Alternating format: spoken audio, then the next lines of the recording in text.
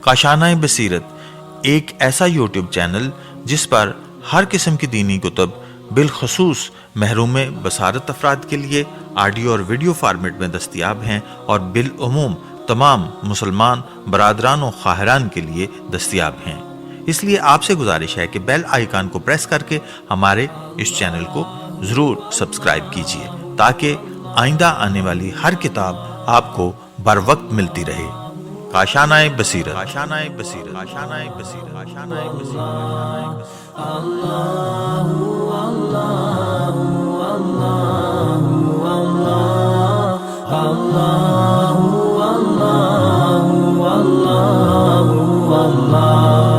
بسم اللہ الرحمن الرحیم۔ السلام علیکم سامعین، پلیٹ فارم ہے کاشانۂ بصیرت کا، جہاں پر ہم کتابیں پڑھتے ہیں، انتہائی مستند کتابوں کو ہم ساتھ مل کر یہاں پہ پڑھتے ہیں۔ اور آج کل ہم جس کتاب کا مطالعہ کر رہے ہیں اس کا نام ہے امام مہدی علیہ السلام ولادت سے ظہور تک، جس کے مؤلف ہیں آیت اللہ سید محمد کاظم قزوینی، اور ہم اس کا ترجمہ پڑھ رہے ہیں۔ صفحہ نمبر 228 تک ہم نے پچھلی آڈیو میں پڑھ لیا تھا اور اس کا ایک پیراگراف ہم نے شروع کا پڑھا تھا۔ آئیے صفحہ 228 ہی سے آگے پڑھنے کا آغاز کرتے ہیں، جس میں کہ ہم مولا کے ہاتھ کے لکھے ہوئے خط کے مختلف متن یعنی پارٹس کو جو رائٹر ہیں انہوں نے الگ الگ کر کے وہ بیان کر رہے ہیں اور اس کی شرح بھی ساتھ ساتھ بیان کر رہے ہیں۔ آئیے آگے پڑھتے ہیں۔ پیج 228، خط کا متن، ترجمہ ان بریکٹ انورٹڈ کاما سے سٹارٹ ہو رہا ہے، لیکن ان بیچ میں ان بریکٹ ہے، جو کہ ہمیشہ میں نے دیکھا ہے کہ مولا جب بھی خط لکھتے ہیں اس میں یہ بات ضرور لکھتے ہیں۔ آئیے پڑھتے ہیں ان بریکٹ۔ خدا آپ کی حفاظت اپنی آنکھ سے کرے کہ جو کبھی نہیں سوتی۔ یہاں پہ بریکٹ ختم ہو گیا لیکن ابھی گفتگو چل رہی ہے۔ تو آپ کو اس بلند مرتبے پر فائز ہونے کی وجہ سے ایک فتنے کا مقابلہ کرنا ہوگا جس میں آپ ان لوگوں کو ہلاکت کا مزہ چکھائیں گے کہ جنہوں نے باطل پرستی اور فساد کا بیج بویا۔ تو ان فسادی لوگوں کی نابودی سے مومنین کو راحت و آسودگی ملے گی اور مجرم و گناہ گار پریشان ہو جائیں گے۔ اب ہیڈنگ ہے شرح۔ آئیے شرح پڑھتے ہیں۔ امام مہدی علیہ السلام نے شیخ مفید رحمۃ اللہ کے حق میں دعا فرمائی کہ خدا ان کو تکالیف و مشکلات سے بچائے۔ یہ دعا ان کے ارادے کو مضبوط کرنے کے لیے ایک تمہیدی مقدمہ تھی اور ان کو اس فتنے کے مقابلے میں ثابت قدمی دکھانے کے لیے ایک قسم کی تسلی اور ہدایت تھی۔ پیج 229 پہ ہم آ گئے سامعین۔ اور اس فتنے میں ان لوگوں سے مقابلہ تھا کہ جنہوں نے خالی ذہنوں میں باطل کا بیج بویا اور معاشرے میں اپنے اباطیل اور اکاذیب کو پھیلایا۔ امام مہدی علیہ السلام نے انہیں اس فتنے کی سرکوبی اور اہل باطل کو ڈرانے کے لیے کھڑا کیا تاکہ وہ جان لیں کہ میدان خالی نہیں اور ایسے لوگ بھی موجود ہیں جو ان کی شیطانی چالوں کو ناکام بناتے ہیں۔ اس کا ایک مطلب یہ بھی ہو سکتا ہے کہ باطل پرستوں کو ان جیسوں سے ہی ڈرایا جائے اور ان کے مابین ہونے والی قبائلی لڑائیاں چلتی رہتی تھیں۔ تاریخ نے اس کا صحیح طور پر ذکر نہیں کیا، اس لیے ہم ان جنگوں کی حقیقت نہیں سمجھ سکتے۔ بہر صورت امام مہدی علیہ السلام نے شیخ مفید رحمۃ اللہ اور میں وہ قابلیت دیکھی کہ انہیں اس فتنے کے مقابل کھڑا کیا تاکہ وہ ہر تدبیر کے ذریعے اور استقامت کے ساتھ اس کا مقابلہ کریں، اور آخرکار یہ فتنہ خود ان فتنہ پروازوں کو لے ڈوبا اور فتنہ پرور لوگ ہلاک ہو گئے۔ تو مومنوں کو سکون ملا اور گناہ گار اپنی ناکامیوں پر نادموش پریشان ہو گئے۔ اگلی پھر ہیڈنگ آ گئی ہے خط کا متن۔ آئیے اس کا ترجمہ پڑھتے ہیں۔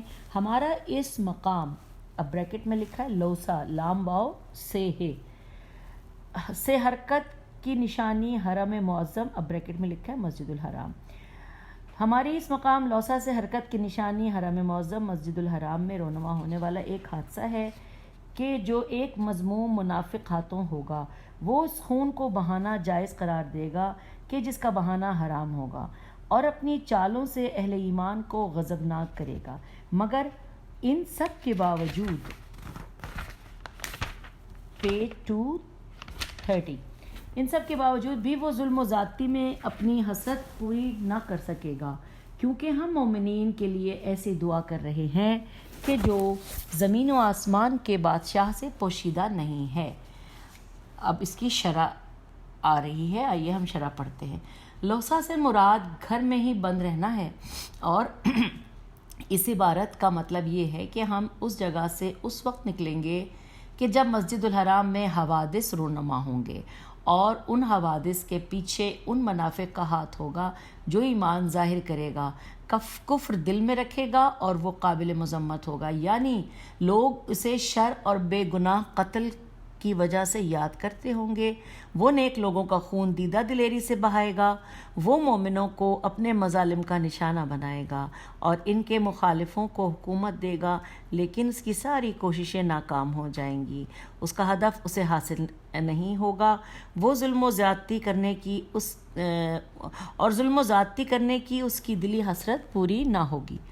یہ بھی ایک تاریخی مشکل ہے، ہم معین نہیں کر سکتے کہ اس سے کون سا واقعہ مراد ہے، کیونکہ مسجد الحرام میں ایسے حوادث تو بہت ہوئے ہیں، لیکن اتنا یقین سے کہا جا سکتا ہے کہ اس سے وہ واقعہ مراد ہے جو شیخ مفید رحمۃ اللہ کے زمانے میں واقع ہوا۔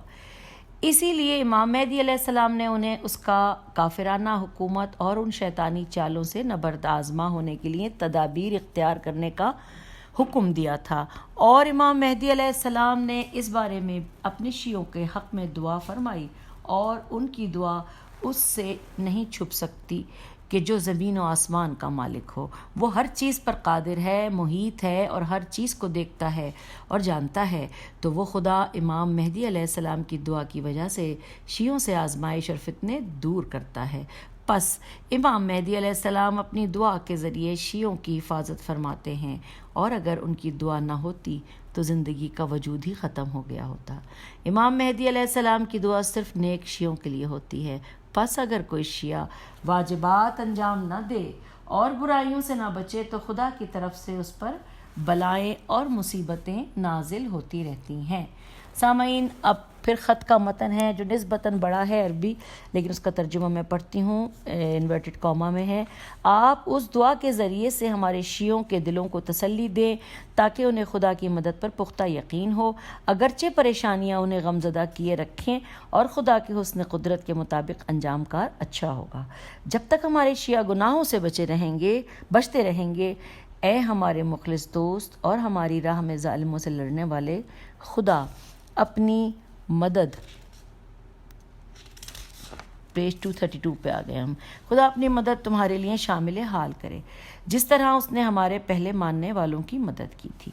ہم تمہیں بتاتے ہیں کہ جو بھی اپنے رب کا تقوی اختیار کرے گا، وہ اپنے مال میں سے جو اس پر واجب ہے مستحق لوگوں تک پہنچائے گا، تو وہ اس باطل فتنے اور اس کے شر سے محفوظ رہے گا، اور جو خدا کے دیے ہوئے مال میں سے مخلوق خدا کے مستحق لوگوں پر خرچ کرنے میں بخل کرے گا، وہ دنیا و آخرت دونوں میں نقصان اٹھائے گا۔ اگر ہمارے شیعہ خدا انہیں اطاعت کی توفیق دے، یہ جملہ جو ہے نا کہ خدا انہیں اطاعت کی توفیق دے، یہ بریکٹ میں ہے، اگر ہمارے شیعہ دلوں سے اپنا وعدہ پورا کرتے تو انہیں ہمارے ساتھ ملاقات کی سعادت حاصل ہونے میں دیر نہ لگتی، اور جلد وہ ہمیں کامل اور سچی معرفت کے ساتھ دیکھ لیتے۔ ہمیں ان سے دور کرنے والے تمہارے اور وہ اعمال ہیں جو ہم تک پہنچتے ہیں، اور ہم ان کو ناپسند کرتے ہیں۔ تو سامعین، یہ پیراگراف پڑھ کے میرا دل بھی اداس ہوا ہے کہ ہم کیوں ایسے اعمال کرتے ہیں۔ اچھا، اب آگے لکھا ہے کہ یہ خط ماہ شوال 412 ہجری کو لکھا گیا۔ اب اس کی شرح پڑھتے ہیں۔ شرح میں لکھا ہے، امام مہدی علیہ السلام اس طرح دعا کی برکت سے شیعوں تک اپنا فیض پہنچاتے ہیں تاکہ انہیں خدا کی مدد پر یقین رہے، اگرچہ مشکلات اور پریشانیاں انہیں گھیرے رہیں۔ امام مہدی علیہ السلام شیعوں کو یہ بشارت دیتے ہیں کہ جب تک وہ برائیوں اور گناہوں سے دور رہیں گے ان کا انجام بخیر ہوگا۔ پھر امام علیہ السلام شیخ مفید رحمۃ اللہ کو خالص الولا اور ان خالص، اب یہ جو ورڈ ہے اس کو میں صحیح ہجے نہیں کر پا رہی ہوں، خالص الولا اور ان کی راہ میں جہاد، خالص الولا ہوگا، اور ان کی راہ میں جہاد کرنے والے کے اوصاف سے متصف فرماتے ہیں۔ اخلاص سے مراد صرف خدا کی رضا کے لیے اور ہر قسم کی لالچ کے بغیر کوئی کام کرنا ہے۔ اس سے پتہ چلتا ہے کہ شیخ مفید رحمۃ اللہ نے اہل باطل کی شبہات دور کرنے کے لیے، ان کے فاسد خیالات کو دور کرنے کے لیے، شیعوں کے قواعد ثابت کرنے کے لیے اور مخرفین کے جواب میں بہت زور صرف کیا، اور خلوص کے ساتھ امام علیہ السلام کی راہ میں جو اصل میں خدا کی راہ ہے کام کیا۔ امام مہدی علیہ السلام نے ان کی مزید صفت راہ امام میں جہاد کرنے والا بیان کی ہے۔ پھر امام علیہ السلام نے ان کے حق میں یہ دعا فرمائی کہ جو ایک نایاب نعمت ہے اور کوئی چیز اس کی قیمت ادا نہیں کر سکتی۔ آئیے اس دعا کا ترجمہ پڑھتے ہیں۔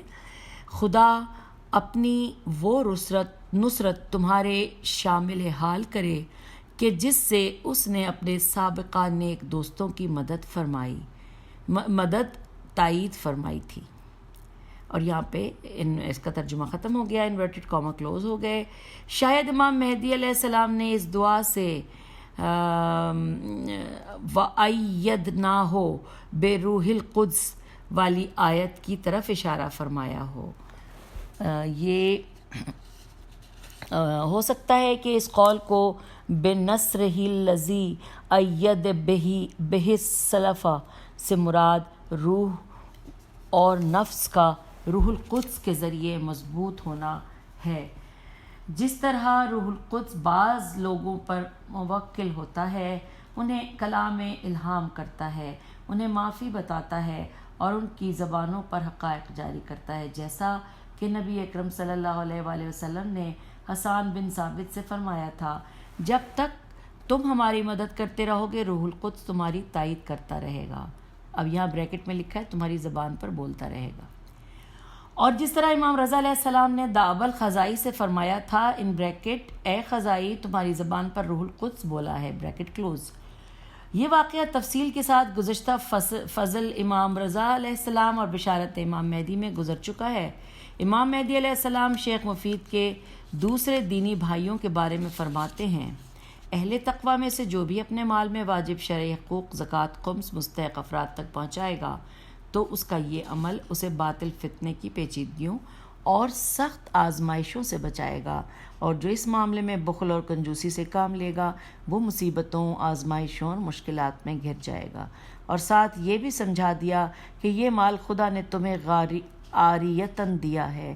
عاریہ وہ چیز ہے جو کسی کو اس شرط پر دی جاتی ہے کہ وہ اسے واپس لوٹائے گا، پس عاریہ والی چیز ہمیشہ کسی کے پاس نہیں رہتی بلکہ اس کے ہاتھوں سے نکل جاتی ہے، تو جو بھی مالی حقوق مستحق لوگوں تک پہنچانے میں بخل کرے گا عنقریب وہ اسی دنیا میں مالی نقصان اٹھائے گا، اس کے اموال چوری ہو جائیں گے یا جل جائیں گے یا غرق ہو جائیں گے، یعنی اس کے کام کے نہیں رہیں گے، اور آخرت میں بھی اسے انفاق فی سبیل اللہ کا ثواب نہیں ملے گا، بلکہ اس واجب شرعی کو چھوڑنے کی وجہ سے عذاب میں مبتلا ہوگا۔ آخر میں امام مہدی علیہ السلام نے درد بھرے انداز میں ایک عظیم خسارے کی طرف متوجہ فرمایا، اور وہ امام مہدی علیہ السلام سے غیبت کبریٰ میں ملاقات اور زیارت کے شرف سے محروم ہونا ہے، اور اس کی وجہ اس اہل بیت کا نہ ہونا ہے، اور اس کی وجہ اس اہلیت کا نہ ہونا ہے جو ملاقات امام کے لیے ہونی چاہیے، اور وہ شیعوں کے دلوں کا وعدہ پورا کرنے پر اکٹھا ہونا ہے۔ ہم صحیح طور پر اس کلمہ، اب یہ بریکٹ میں لکھا ہے الوفا بالعہد کے بارے میں نہیں بتا سکتے، لیکن اس بابت بہت سے احتمالات ہیں۔ البتہ اس وعدے کے ایفا سے جو مراد ثابت ہے وہ خط اسلام پر بغیر کسی انحراف کے چلنا اور قائم رہنا ہے۔ گویا شیعہ معاشرہ اگر اس روش پر قائم رہتا اور خط اسلام سے ذرہ بھر بھی انحراف نہ کرتا تو وہ صاف صاف امام علیہ السلام کے ساتھ ملاقات کرتے اور وقت ملاقات غافل نہ ہوتے، کیونکہ غیبت کبریٰ کے زمانے میں بعض لوگوں کی امام مہدی علیہ السلام کے ساتھ ملاقات تو ہوئی، لیکن اس وقت وہ نہ سمجھ سکے، اور بعد میں پتہ چلا کہ ان کی ملاقات امام مہدی علیہ السلام سے ہوئی ہے۔ اگر تمام شیعہ اس حالت میں ہوتے جو امام مہدی علیہ السلام کو پسند ہے تو سب کو امام کی زیارت اور ملاقات کا شرف حاصل ہوتا، اور وہ مورد توجہ میں رہتے، نہ کہ مورد عدم توجہ میں۔ بہت سی احادیث اس بات کی صراحت کرتی ہیں کہ ہفتے میں 2 بار جمعرات اور پیر کو لوگوں کے اعمال ائمہ اہل بیت علیہ السلام میں سے ہر امام علیہ السلام کے سامنے پیش ہوتے ہیں۔ لازمی بات ہے کہ اگر امام کو یہ ہرگز پسند نہیں ہوگا کہ ان کے شیعہ کسی غلطی سے میں ملوث ہوں، نہ امام علیہ السلام ان کے ایسے اعمال سے راضی ہوں گے، کیونکہ گناہوں میں پڑنے سے انسان امام مہدی علیہ السلام کی ملاقات کے شرف سے محروم ہو جاتا ہے۔ خط کا متن اگلا ہے سامعین، بس اب یہ چھوٹا سا آخری متن ہے اور یہ ہم 10ویں فصل کے اختتام پر آئے ہوئے ہیں، پیج 235 پر ہے۔ خط کا متن بریکٹ میں لکھا ہے نسخہ توقی امام زمانہ کے دست مبارک سے۔ یہ ہمارا خط آپ کی طرف ہے اے میرے وہ دوست کہ جنہیں بلند پایا حق الہام کیا گیا ہے۔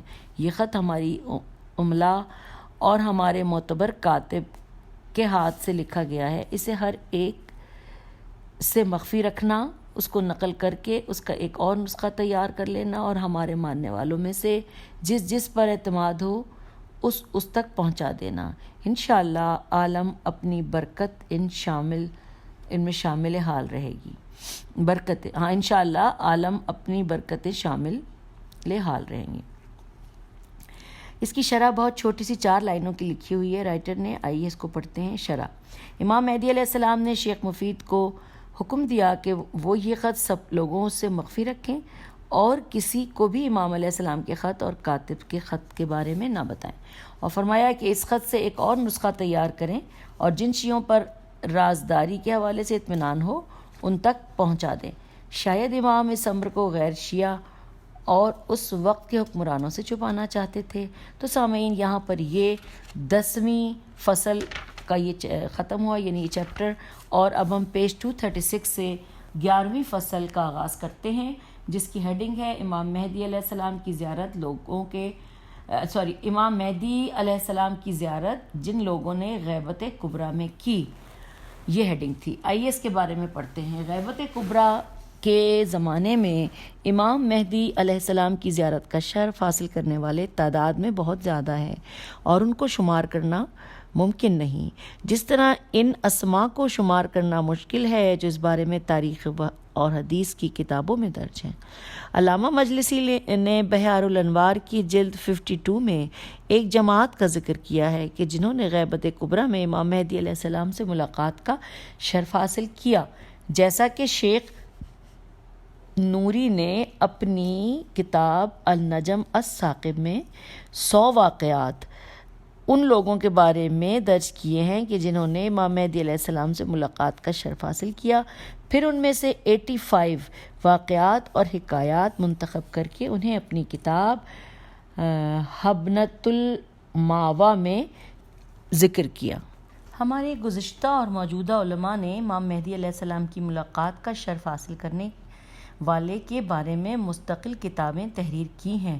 مثلاً سید ہاشم بحرانی نے تبصرۃ الولی فی من داعی القائم المہدی، شیخ محمود المیثمی العراقی نے تذکرہ الطالب فی من رائی الامام الغائب اور دارالاسلام فی من فاز بسلام الامام، سید جمال الدین محمد بن حسین الیزدی الطباطبائی نے بدائع الکلام فی من اجتمع بالامام، مرزا محمد تقی الماسی الاصفہانی نے بہجت فی من فاز بلقاء الحجت، اور شیخ علی اکبر النہاوندی نے العبقری الحسان فی تواریخ صاحب الزمان تحریر کی۔ ہمارے زمانے کے امام مہدی علیہ السلام کی ملاقات کے واقعات بھی بہت زیادہ ہیں کہ جنہیں محدثین و مؤلفین نے ابھی تک اپنی کتابوں میں درج نہیں کیا ہے۔ یہ واقعات اور حکایات تعلیم و تربیت میں کافی کارآمد ہوتے ہیں۔ ہم پیج 237 پر آ گئے ہیں، اسی لیے ہم اس فصل میں 10 واقعات درج کرتے ہیں۔ یہاں یہ ذکر کر دینا مناسب معلوم ہوتا ہے کہ بہت سے لوگوں کو یہ عظیم سعادت نصیب تو ہوئی، لیکن انہوں نے جھوٹ اور فریب کی تہمت سے بچنے کے لیے یا حکام وقت سے تقیے کے طور پر اس ملاقات کو راز میں رکھا اور اس بارے میں کسی کو خبر نہ کی۔ جن لوگوں نے ان کے بارے میں اس ملاقات کی خبریں ہم تک پہنچی ہیں یا انہوں نے خود بتایا تو شاید یہ ضرورت کا تقاضا تھا یا تکلیف شرعی کے طور پر ان پر فرض تھا تاکہ حقیقت ثابت ہو جائے اور لوگوں کے عقائد مضبوط ہو جائیں۔ ہم اختصار کی رعایت رکھتے ہوئے ذیل میں مختلف کیے ہوئے قصے درج کرتے ہیں۔ بحرین میں رتانہ کا قصہ، رتانہ یعنی آگے بریکٹ میں لکھا ہے انار کا قصہ۔ بحرین میں شیعہ آباد تھے اور ہمیشہ آباد رہیں گے انشاءاللہ۔ 7ویں صدی ہجری میں بحران کا والی پکا ناصبی اور شیعوں کا دشمن تھا اور اس کا وزیر اس سے بھی بڑھ کر خبیث تھا۔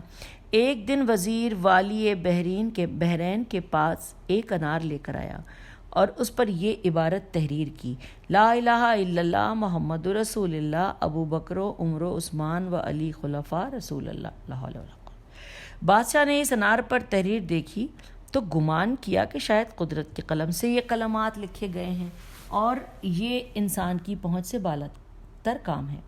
وزیر نے کہا یہ واضح نشانی ہے اور رافضیوں یعنی بریکٹ میں لکھا ہے شیعوں کے مذہب کی رد میں ایک مضبوط دلیل ہے۔ وزیر نے تجویز دی کہ آپ شیعہ علماء اور زعماء کو اکٹھا کریں اور انہیں یہ انار دکھائیں۔ اگر وہ شیعہ مذہب چھوڑ دیں اور مذہب اہل سنت قبول کر لیں تو انہیں معاف کر دیں، اور اگر وہ اپنے مذہب کو نہ چھوڑیں تو ان کو 3 چیزوں میں سے ایک چیز کا اختیار دیں۔ پیج 238۔ 3 چیزیں کیا کیا بتائی ہیں؟ 1، وہ غیر مسلمان یہود و نصارہ اور مجوس کی طرح جزیہ دیں۔ 2، وہ انار پر لکھی ہوئی تحریر کا رد پیش کریں۔ 3، بادشاہ ان کے مردوں کو قتل کر دے، ان کی عورتوں اور بچوں کو غلام بنا لے اور ان کے اموال اور مال غنیمت کے طور پر قبضے میں لے لے۔ اچھا جی، آگے چلتے ہیں۔ بادشاہ نے شیعہ بزرگ شخصیات کی طرف پیغام بھیجا، انہیں اکٹھا کر کے انار دکھایا اور انہیں سابقہ 3 صورتوں کے مابین اختیار دے دیا۔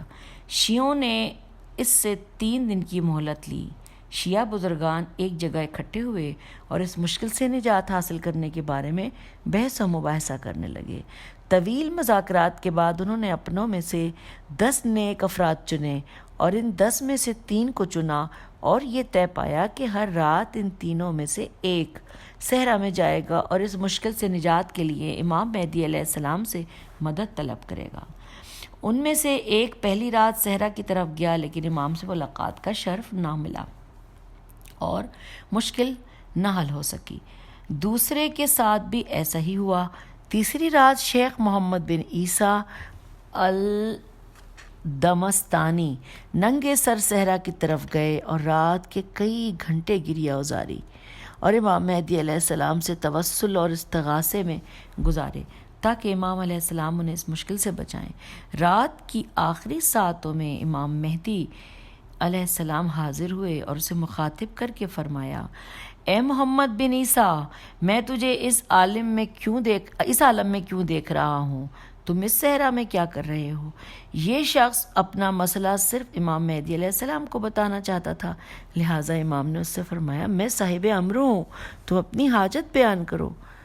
محمد بن عیسیٰ نے عرض کیا: اگر آپ صاحب امر ہیں تو آپ میری حاجت کے بارے میں جانتے ہیں اور مجھے بتانے کی ضرورت نہیں ہے۔ امام علیہ السلام نے فرمایا: جی ہاں، تم انار اور اس پر موجود تحریر کے بارے میں پریشان ہو۔ جب محمد بن عیسیٰ نے یہ سنا تو امام کی طرف متوجہ ہوا اور عرض کیا کہ جی ہاں میرے مولا، ہمیں جو مشکل درپیش ہے وہ آپ علیہ السلام کے علم میں ہے۔ آپ ہمارے امام، ہماری جائے پناہ اور اس مصیبت کو ہم سے دور کرنے پر قادر ہیں۔ امام مہدی علیہ السلام نے فرمایا: وزیر پر خدا کی لعنت ہو، اس کے گھر میں انار کا ایک درخت ہے۔ جب اس پر پھل لگنا شروع ہوئے تو وزیر نے انار کی شکل کا ایک خول یعنی سانچہ مٹی سے بنوایا، اس کے 2 حصے کر دیے اور اس کے اندر کی طرف وہ کلمات قرید کر یعنی تراش کر دیے، اور پھر اس نے درخت میں سے ایک انار کو اس خول میں بند کر دیا اور اسے انار کے اوپر کس دیا۔ جب انار بڑا ہوا تو اس کا چھلکا اس کریدی ہوئی لکھائی میں داخل ہو گیا۔ جب کل تم بادشاہ کے پاس جاؤ تو اسے کہنا کہ میں تمہارے پاس جواب لے آیا ہوں، لیکن وہ میں وزیر کے گھر میں بیان کروں گا۔ جب تم وزیر کے گھر جاؤ تو اپنے دائیں طرف تمہیں ایک کمرہ نظر آئے گا۔ تم بادشاہ سے کہنا میں تمہیں اس کمرے میں جواب دوں گا۔ وزیر اس میں رکاوٹ بننے کی کوشش کرے گا، لیکن تم اصرار کرنا اور وزیر کو پہلے اس کمرے میں داخل نہ ہونے دینا، بلکہ اس کے ساتھ داخل ہو جانا۔ جب تم کمرے میں داخل ہو گئے تو تمہیں ایک روشن دان نما الماری نظر آئے گی اور اس میں ایک سفید صندوق ہوگا۔ تم اس صندوق کو اٹھا لینا، اس میں وہ خول پڑا ہوگا کہ جو اس نے اس چال بازی کے لیے تیار کیا تھا۔ پھر اسے وزیر کے سامنے رکھ دینا، پھر انار اس خول میں رکھ دینا تاکہ واضح ہو جائے کہ انار سانچے کے سائز کا ہے۔ سبحان اللہ۔ پھر امام مہدی علیہ السلام نے فرمایا اے محمد بن عیسیٰ، تم بادشاہ سے کہنا ہمارے پاس ایک اور بھی معجزہ ہے، اور وہ یہ کہ اس انار میں راکھ اور دھوئیں کے سوا کچھ نہیں ہے۔ اگر آپ اس بات کی صحت جاننا چاہتے ہیں تو وزیر کو حکم دیں کہ وہ اسے توڑے۔ تو جب وزیر اسے توڑے گا تو راکھ اور دھواں اس کے چہرے اور داڑھی کی طرف اڑ کر پہنچ جائے گا۔ ملاقات ختم ہوئی اور محمد عیسیٰ خوش و خرم واپس آئے اور شیعوں کو مشکل حل ہونے کی خوشخبری سنائی۔ جب صبح ہوئی تو بادشاہ کے پاس گئے اور محمد بن عیسیٰ نے امام علیہ السلام کے پیج 240 فرمان و ہدایات کے مطابق سارا کام کر دیا۔ بادشاہ نے اس سے پوچھا یہ تمہیں کس نے بتایا؟ محمد بن عیسیٰ نے کہا ہمارے زمانے کے امام علیہ السلام اور ہم پر خدا کی حجت نے۔ بادشاہ نے پوچھا تمہارا امام کون ہے؟ محمد نے ایک ایک کر کے 12 امام علیہ السلام ائمہ کے بارے میں اسے بتایا اور آخر میں امام مہدی علیہ السلام کا نام لیا۔ بادشاہ نے کہا اپنا ہاتھ بڑھاؤ، پس میں گواہی دیتا ہوں کہ خدا کے سوا کوئی معبود نہیں۔ اللہ حضرت محمد صلی اللہ علیہ وآلہ وسلم اللہ کے بندے اور رسول ہیں، اور ان کے بعد بلا فصل خلیفہ حضرت امیر المومنین علی علیہ السلام ہیں۔ پھر اس نے تمام ائمہ علیہ السلام کا اقرار کیا اور وزیر کو قتل کرنے کا حکم صادر کیا، نیز بحرین کے شیعہ حضرات سے معافی مانگی۔ یہ واقعہ مومنین بالخصوص اہل بحرین کے نزدیک بہت مشہور ہے، اور محمد عیسیٰ کی قبر بحرین میں لوگوں کی زیارت گاہ بھی ہے۔ آئیے اگلا قصہ پڑھتے ہیں۔ ہیڈنگ ہے یاقوت الدہان کا قصہ۔ بزرگ عالم و فاضل شیخ علی الرشتی سے منقول ہے، وہ کہتے ہیں کہ میں کربلا سے نجف اشرف کی تویریج کے راستے سے گیا۔ ہم کشتی پر سوار ہوئے۔ اس کشتی میں کچھ لوگ تھے جو آپس میں ہنسی مذاق اور لہو لعب میں مشغول تھے اور آداب و اخلاق کے خلاف حرکات کر رہے تھے۔ میں نے ان میں سے ایک شخص کو دیکھا جو ان لوگوں کی حرکات میں شامل نہ تھا، بلکہ اپنا عز و وقار سنبھالے ہوئے بیٹھا تھا اور صرف کھانا کھانے کے وقت ان کے ساتھ ہوتا۔ وہ لوگ اس کا مذاق اڑاتے، خلاف ادب باتیں کرتے اور کبھی اس کے مذہب میں طعن کرتے۔ میں نے اس شخص سے پوچھا وہ کیوں اور ان لوگوں سے دور ہے اور ان کے ساتھ لہو لعب میں شریک کیوں نہیں ہے؟ وہ بولا یہ میرے رشتہ دار ہیں، یہ اہل سنت ہیں اور میرے ابو بھی ان میں سے ہیں، لیکن میری والدہ شیعہ ہیں اور میں بھی اہل سنت تھا، لیکن خدا نے مجھے امام مہدی علیہ السلام کی برکت سے شیعہ مذہب کی طرف ہدایت دی۔ میں نے اس سے پوچھا کہ تمہاری ہدایت اور شیعہ مذہب قبول کرنے کا کیا سبب؟ اس نے کہا میرا نام یاقوت ہے، میں حلہ شہر میں تیل کی تجارت کرتا ہوں۔ پھر اس نے مجھے اپنی ہدایت کا قصہ سناتے ہوئے کہا کہ میں حلہ سے باہر خشکی والے علاقوں میں تیل خریدنے کے لیے گیا۔ میں نے کافی مقدار میں تیل خریدا، واپس حلے کی طرف چل پڑا۔ میرے ساتھ کچھ اور لوگ بھی تھے۔ راستے میں ہم نے رات ایک مکان پر گزاری۔ جب میں بیدار ہوا تو وہ لوگ جا چکے تھے۔ میں ان کے قدموں کے نشانات دیکھ کر ان کے پیچھے پیچھے چل پڑا۔ راستہ سارا صحرا اور ویرانے پر مشتمل تھا۔ وہ خوفناک بھیڑیوں والی جگہ تھی۔ میں راستے سے بھٹک گیا اور درندوں کے خوف اور پیاس کی وجہ سے بہت حیران و پریشان تھا۔ میں نے خلفاء سے استغاثہ شروع کیا اور ان سے مدد مانگی، لیکن کچھ نہ بن پڑا، اور مجھے یاد آیا کہ میں نے اپنی ماں سے سن رکھا تھا۔ انہوں نے کہا ہمارے ایک زندہ امام علیہ السلام ہیں، ان کی کنیت ابا صالح ہے، وہ راستہ بھولے ہوئے کو راہ دکھاتے ہیں، غمزدہ کی فریاد سنتے ہیں اور ضعیف و ناتواں کی مدد کرتے ہیں. پس میں نے خدا سے عہد کیا اگر وہ امام علیہ السلام میری مدد فرمائیں تو میں اپنی ماں کے دین یعنی بریکٹ میں مذہب شیعہ میں داخل ہو جاؤں گا. میں نے اونچی آواز میں کہا اے ابا سہلے. اچانک میں نے دیکھا کہ ایک شخص میرے پہلو میں ہے. وہ میرے ساتھ چل رہا ہے اور اس نے سبز رنگ کا عمامہ پہنا ہوا ہے. پس اس نے مجھے راستہ دکھایا، حکم دیا کہ اپنی ماں کے دین میں داخل ہو جاؤ اور فرمایا تھوڑی دیر میں تم ایک بستی میں پہنچو گے جس کے رہنے والے تمام لوگ شیعہ ہیں. میں نے ان سے عرض کیا آپ میرے ساتھ اس بستی میں نہیں آئیں گے؟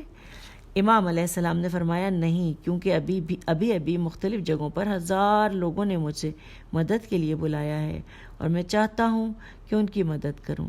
پھر مجھ سے غائب ہو گئے. میں تھوڑا سا چلا اور اس گاؤں میں پہنچ گیا. یہ جگہ اس مقام سے کافی دور تھی کہ جہاں ہم نے رات گزاری تھی اور دوسرے لوگ ایک دن بعد اس بستی میں پہنچے.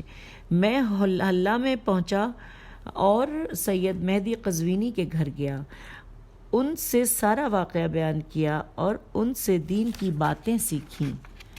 تو یہ پیج 241 پہ سامعین یہاں پہ یہ والا قصہ ختم ہوتا ہے اور اس کے آگے بھی بہت مزیدار قصے ہیں جو ابھی کتاب میں ہم نے پڑھنے ہیں. وہ پیج 242 پہ انشاءاللہ ہم اگلی آڈیو میں ساتھ مل کے پڑھتے ہیں. تب تک کے لیے اگلی آڈیو تک کے لیے خدا حافظ، فی امان اللہ.